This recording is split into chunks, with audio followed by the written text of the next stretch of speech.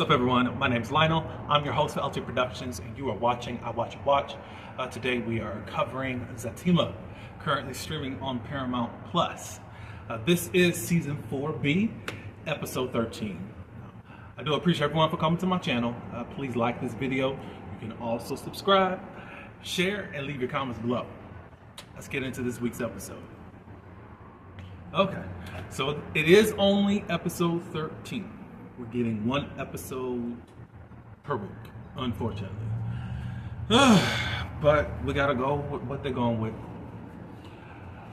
We're continuing where we left off on last week's episode, which Tony is getting arrested.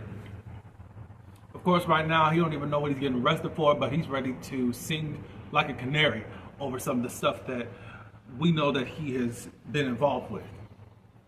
And we haven't really, we kind of have put the pieces together, or at least I have. I won't say you didn't, but I'll just put it on me. As to what happened, but obviously he ended up taking someone out.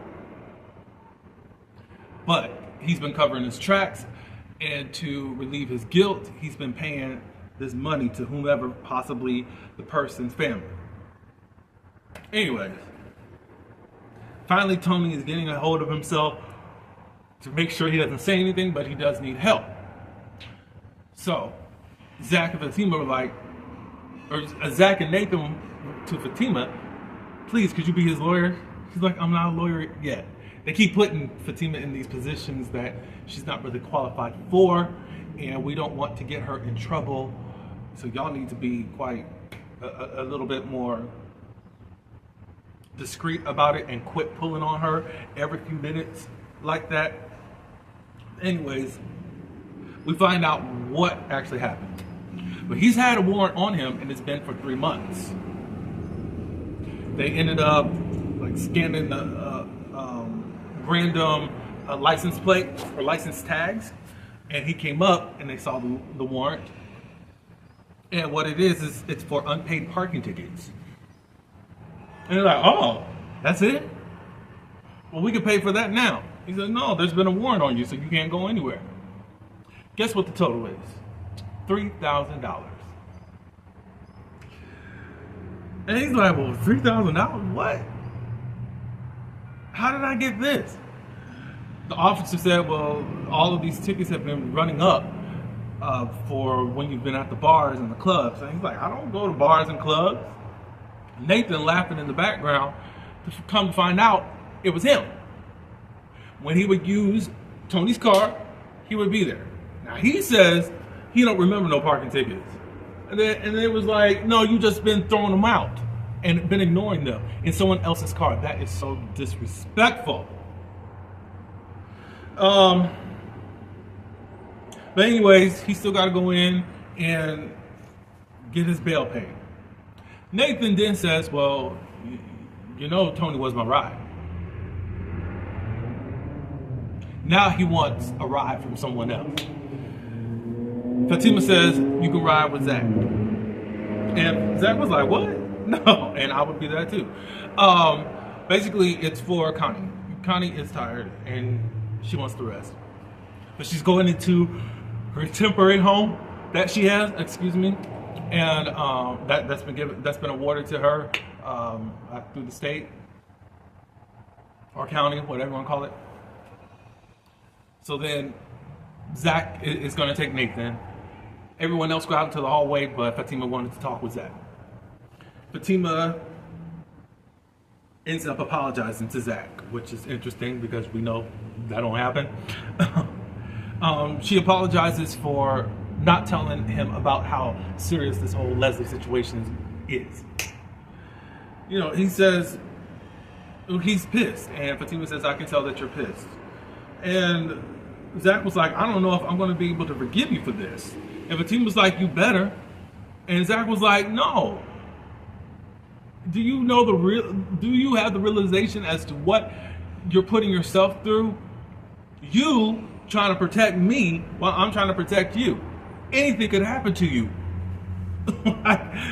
Zatima is precious cargo, and you're even more precious because you got a baby on the way. Like, what? at least get him, at least have him informed.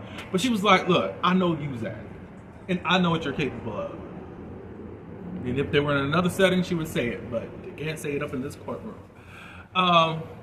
So she's decided to get a temporary restraining order. Zach was like, well, why are we getting the system involved? Like, she said, look, we need to do this the right way. If she does step and you got to take her out, this will be your way of, the right to bear arms and stand your ground. So let's do it that way. So the burden is off of us if anything does pop off. I think it was smart.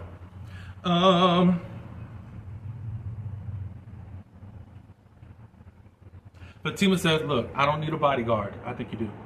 But I understand her point as to how Zach just went on and did this without even saying anything. However, you were doing things behind his back. Y'all both clashing because you both, there is this, I don't know if there's this control, but there's this lack of communication in certain areas where you guys think you got to do something secretive because of whatever issue.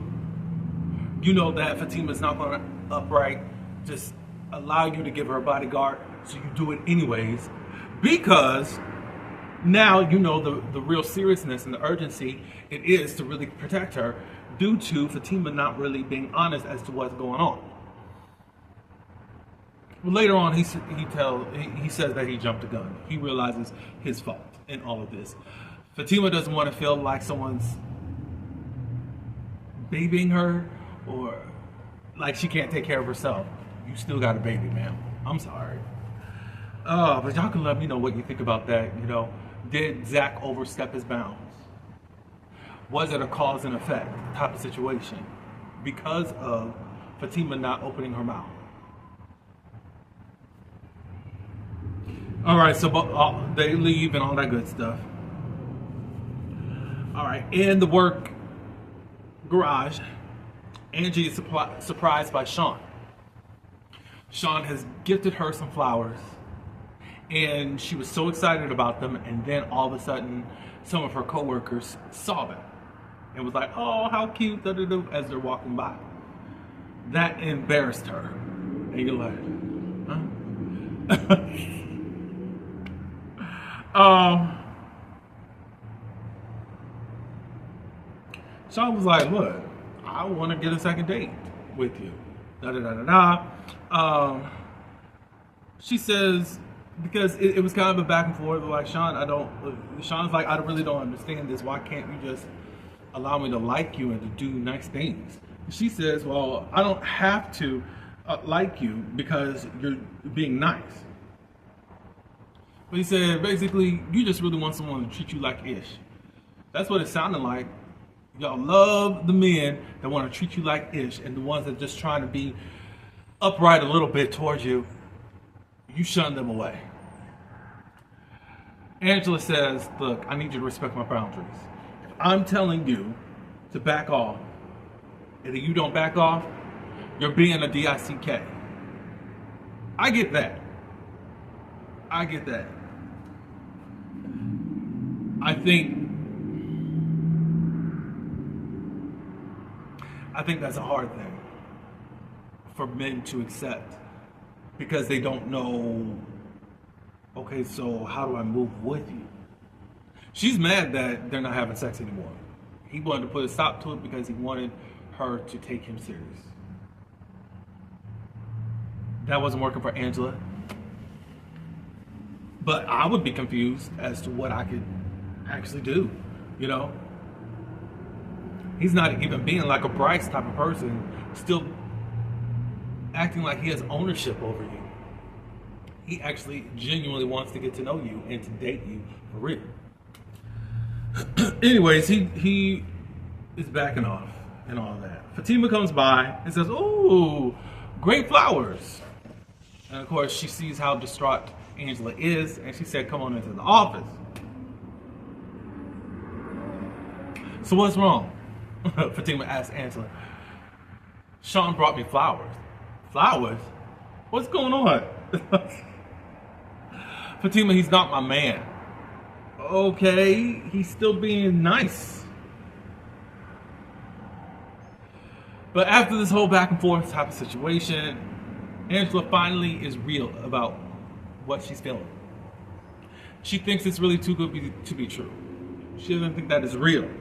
And then she says, how could a man really want this? I really want to break down as to why you've been acceptable or accepting of sex from these men, but not really wanting to get in connection. She ends up saying, well, Fatima's like, what are you talking about? You have men lined up for you. And then she said, yeah, to be mean to me, to use me and abuse me.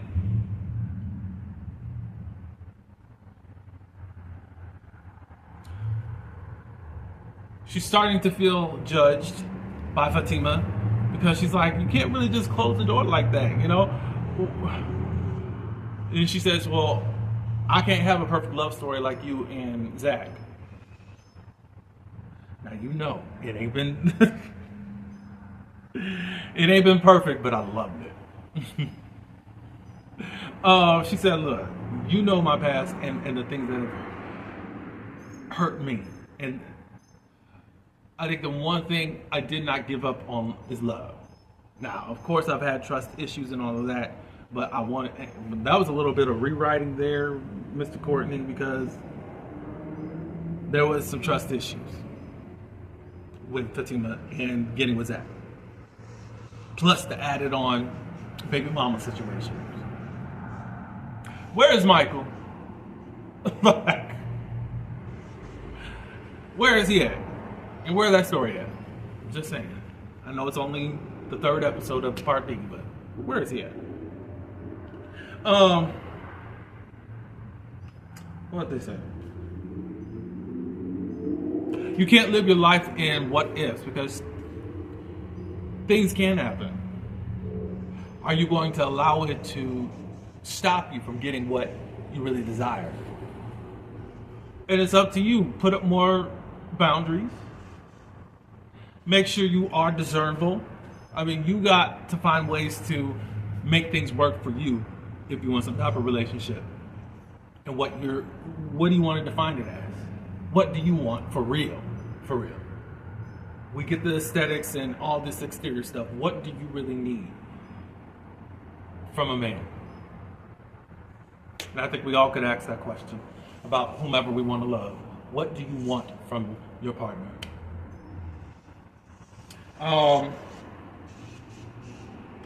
She admits that Sean's not the one for me. And I'm glad that she admitted that. Because it's like you're trying to make Sean the problem and he's not. You got all these insecurities, but you also know Sean is not that person. And I think that if there wasn't sex at all, you would have never even dealt with him. Because I think that that's what you think you deserve from men. Because you don't think that you could have a great relationship. At least we're getting some honesty about it, because to turn it around like he done did something is crazy. Well, you don't want him. Fatima said, well, I'm sure you're going to miss that meat. Yeah, I'm going to miss that meat. And that's all you wanted from him. Unfortunately. What about Charles? Fatima asked. What?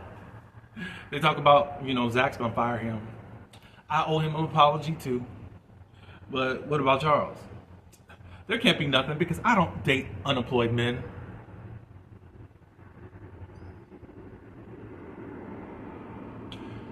I mean, we are our own individuals. Ma'am, you're part of the reason why he's unemployed. Crazy. All right. Tony, who's in jail, gets his one phone call and he calls Tyrone.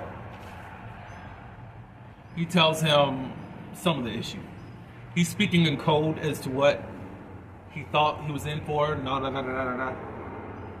the older folks that'll just fuss. knowing that they're going to help you out anyways. That's how he is. But anyways, he's going to try to help. When he found out what all he owes, he's like, well, Tony was like, that's not what my bail is. Just to let you know, it's extremely lower than that. But then he was like, what happened to that money that you had? And he said, don't worry about that. Anyways, it looks like he's going to come and help. Why isn't Nathan helping? He's the one that put him in this predicament.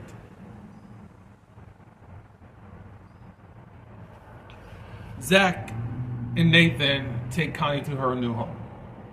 They really don't know how to talk to her, but she wants to thank him, and Zach was like, don't thank us. We're family. This is what we're supposed to do. I'm glad that that's like that as far as establishing that in the relationship. And then they leave her there. Zach is at the office. He calls in Preston and Bryce to let them know that he's got the inspector. Tells them about the prices and all that, but we're going to do it. Preston says that you need to meet with the current owner of the building that they're trying to... Is it buy or sell? I don't know what it is. But anyways, Charles comes by. And Bryce is immediately triggered, which I don't know why. You're kind of this updated version of Steve Urkel. It's just in another form. You're sitting up here wanting this woman who don't really want you. She's never going to really feel comfortable with you and your sexuality, as you're even trying to discover who you really are.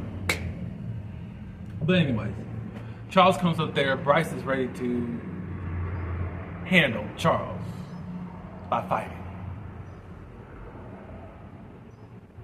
It didn't end well. Anyways, Zach talks to Charles and just says, look, I'm going to have to let you go. And of course, he's still back and forth job. He would never do that again. It's like, there isn't a lesson to be learned, just some things you just can't do. But he did say that I'm going to pay you for 2 weeks. And look, I can have you for special events. And he did also say I jumped the gun in hiring you anyways with Zatima. So I think that's cool to just still keep the open communication, because in a lot of settings, that's it for you. So take it, Charles, for as much as you can for what it is. Back at the Taylors, Zach is cooking. He got his shirt off, and he is also sagging his jeans. In those jeans. So Fatima comes home. As she was at the office, when she's walking through the door, you can tell that Fatima is really going through something with her pregnancy. But she's not letting anyone know. And I don't like that, Fatima. I really don't like that. She sees that the house is clean. Zach did it, and he was getting food prepared. And then she said, I'm in the mood for something else. Zach got excited, just like he's Charlie in the Chocolate Factory. I got the golden ticket. So then they start hunching. They were like, ooh, it's all clear, so we can hunch down here. They do it. It's in the middle of the night. Fatima is hungry. She's trying to wake up Zach, say, hey, I'm hungry. He said, well, right now I'm tired. You wore me out. Da-da-da-da-da. Could you fix me something to eat? Da-da-da-da. I could order you something. And he said, yeah, I'll get up. And then she's still like, Zach. Next thing you know, a brick has broken up the window. Zach pulls out his GUN. He gets up, and yet again, no clothes whatsoever. And all I gotta say to the director, thank you. Thank you. Because there is a God. Thank you. Anyways, so he goes over to see what it is, and I already said it was a brick. They didn't know that at the time. There's some type of message on there, and they're trying to figure out, what, a brick? Who would be doing? We know who it is. Leslie. That was the end of the episode. So obviously things are heating up as far as this Leslie situation. Fatima got some things going on with this baby. thing. Courtney said that he's going to piss us off, and I would love to. Oh, I don't know if I want to know. Please make sure that baby Taylor is still safe. Don't give us another Karen situation, please, Mr. Courtney. Yeah, but anyways, thank you, Zach and Duval, for giving us a little show of what I needed to see. Anyways, tell me your thoughts on this episode. What are your thoughts about Angie? Because we gotta still remember Angie did take those Ozempic shots, and then she fell out on the floor. I think that story is developing because she really doesn't feel that great about herself and her appearance and all that. And she's a very beautiful woman. But anyways, I appreciate you all for coming. Like, comment, subscribe, and until the next one, peace.